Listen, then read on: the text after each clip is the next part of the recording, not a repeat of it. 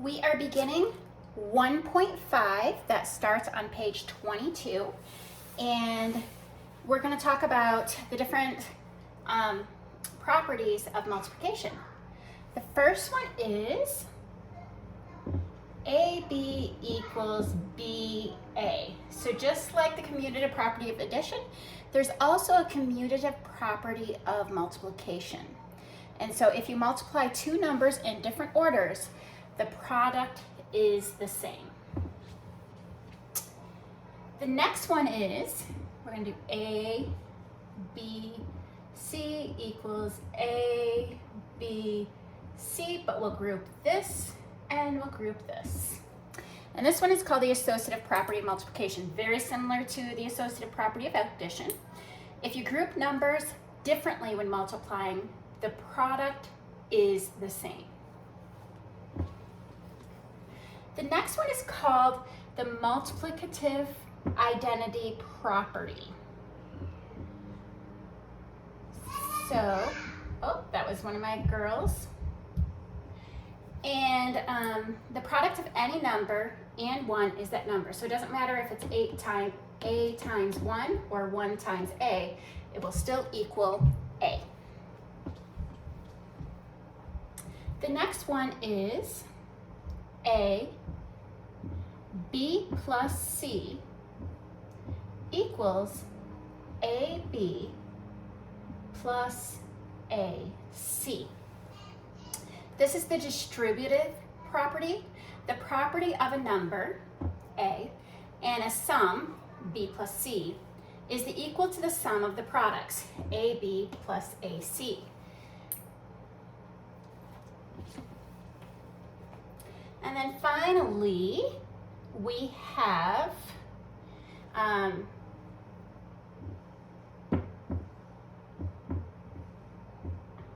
okay, so zero property of multiplication. The product of any number and 0 is 0, and I think this could also go 0 times A. And notice when we're doing multiplication, you might have AB, and we don't, in algebra, we don't do A times B just because we have X now, but we might also see A, B, and we also might see A, B. So those are different ways that you will see multiplication in math. So just like in math or in addition, if you added two positives, then it'd be positive. Well, when you times two positives, it equals a positive. If you times two negatives, it also equals a positive. But if you multiply a positive and a negative, and it doesn't matter if it's a negative and a positive or a positive and a negative, it will equal negative. So the general rule is if there is an even number of factors, these are the factors that have a negative, it is positive. So this has 2, this one has 1, this one has 1. So if there were 4, it'd be positive, but if there were 5, it would be negative. So an even number will be positive, an odd number of negative will be a negative number. All right, so we're gonna go to example 1, and that's -2, 9. So here it has a negative and a positive, so the answer is going to be negative. 2 times 9 is 18. So the answer is -18. And then -4 times -6. 1, 2, there's 2 negatives, so it's going to be a positive, and 4 times 6 is 24.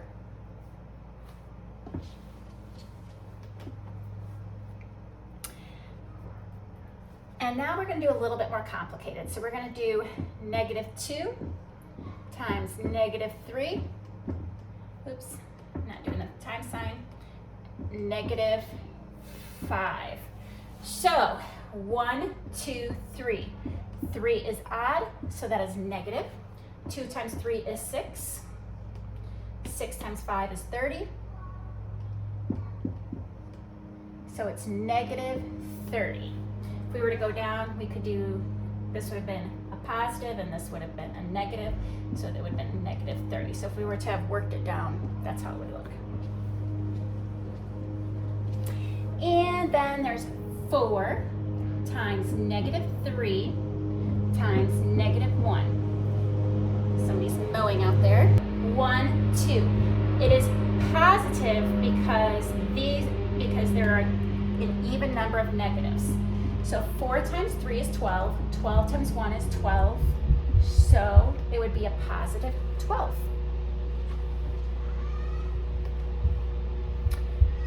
Okay, and then if we were to do -4.28 times 5.31. So I'm actually going to set it up like this. 4.28 times 5.31. I'm not going to pay attention to the negatives yet. So I already know there's only one negative, so the answer is going to be negative. So I'm just going to put a negative here to remind myself. So 1 times 8 is 8, 2, 4, and then a 0 placement. 3 times 8 is 24, 6, 7, 8, 12, and then we have 2 placements here. 5 times 8 is 35. That is not correct. 5 times 8 is 40. 5 times 2 is 10, plus 4 is 14. 5 times 4 is 20, plus 1 is 21. And then 8, 6, 12, carry the 1, 6, 7, 2, 2. And then how many decimal points do we go over? 1, 2, 3, 4. So 1, 2, 3, 4. It's right here. And then we bring the negative because it was an odd number up here. Let's see if I got that answer correct. Yay, I did. All right. Now we're going to talk a little bit about fractions. So when you use multiplying fractions, the first thing you're going to look for is things to cancel. And then the second thing you're going to look for is things to reduce. So let's take a look at a fraction here. -3/4.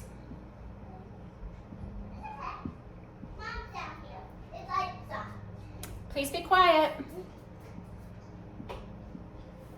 All right, -7/8. Unlike addition, we do not have to have the same denominator. So we can just multiply right across. But first, let's take a look. There's 2 negatives, so the answer is going to be positive. Hopefully you can hear me over the chatter over there. And first we're going to see, is there anything to cancel?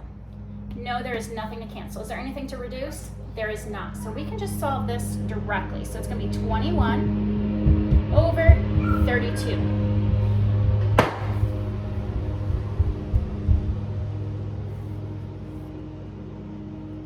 And that is our answer, 21 over 32, because we cannot reduce it. Now, let's take a look at one where we might be able to. All right, so we have 2 1/5 times 4 2/7. The first thing we need to do is we need to make these so they are not a mixed number. We're going to put them in improper fractions. So 2 times 5 plus 1 is 11, so 11 over 5. 4 times 7 is 28, plus 2 is 30 over 7. And so first, is there anything we can cancel? Nope. Nope. Can we reduce? Oh, we can. 30 and 5. So 5 can be turned to 1, and 30 divided by 5 is 6. So now we have that. And then we can come up with our answer. So 11 times 6 is 66. 1 times 7 is 7. And I would be okay with this answer right here. Or you can try to figure out and make it so that way it's a mixed number. But this is an acceptable answer for me. Oops. All right, so the next one we're going to do is -3/4 times 18/7.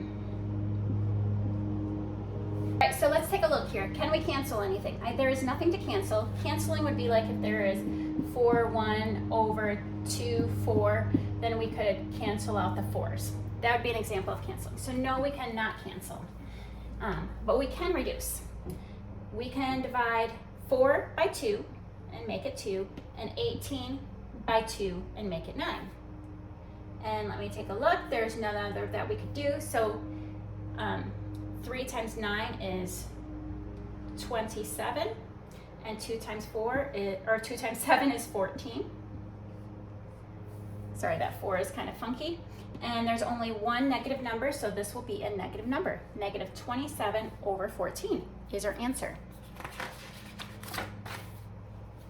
Now the final thing that we are going to go over today is unit multipliers. Unit multipliers would be like 12 inches over 1 foot. It's a unit multiplier is a fraction with 2 different expressions, inches, feet, for the same quantity in both numerator and denominator. So this would also be equal 1 because 12 inches does equal 1 foot. So we're going to have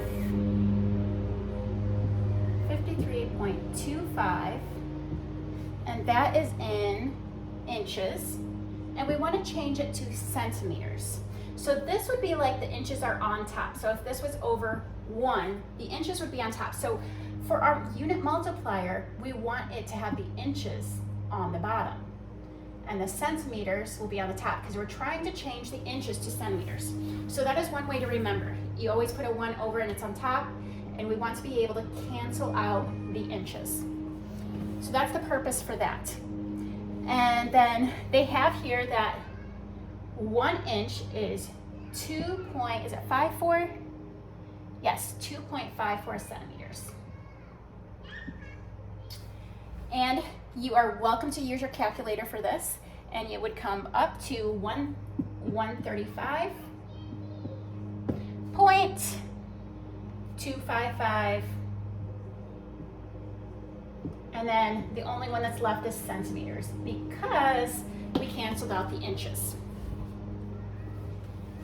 All right, so we start out with 51 inches, and we are going to turn it into feet. So this would be the same as 51 over 1. So we know the inches is going to be down here because we want to be able to cancel them, and the feet are up here. There are 12 inches in 1 foot.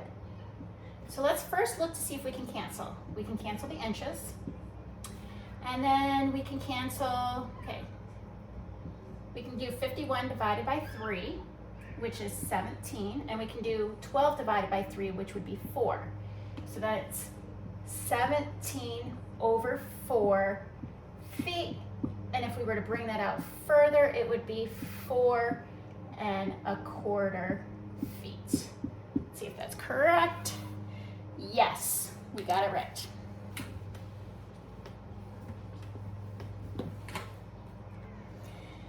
And then the final one is 2 miles in inches. So this 2 miles would be over 1. And then we're going to have the miles down here and the inches up here. There happen to be 5,000, oh, this one's tricky because we know how many feet there are in a mile, but we don't know how many inches. So we're gonna start out with feet. So 5,280. So 5,280 feet are in 1 mile. And then if we were to do this, the miles cancel out, but we still have feet. And we don't want feet, we want inches. So since the foot is on the top, the foot's gonna be down here, and the inches are gonna be up here. And we know that 1 foot is 12 inches. Oh, and now we can cancel that out. Since 1 is down here each time, there is no canceling or reducing. So we just put in our calculator 2 times 5,280 times 12, and we would get 100. I'm sorry, not 100.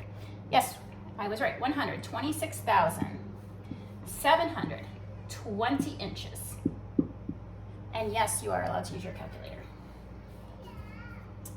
The one thing I do want to discourage you, and if you end up seeing that there is a really long like decimal and you use your calculator, it probably means that there's a fraction and you need to reduce it. So that would be a case where you would not want to use your calculator.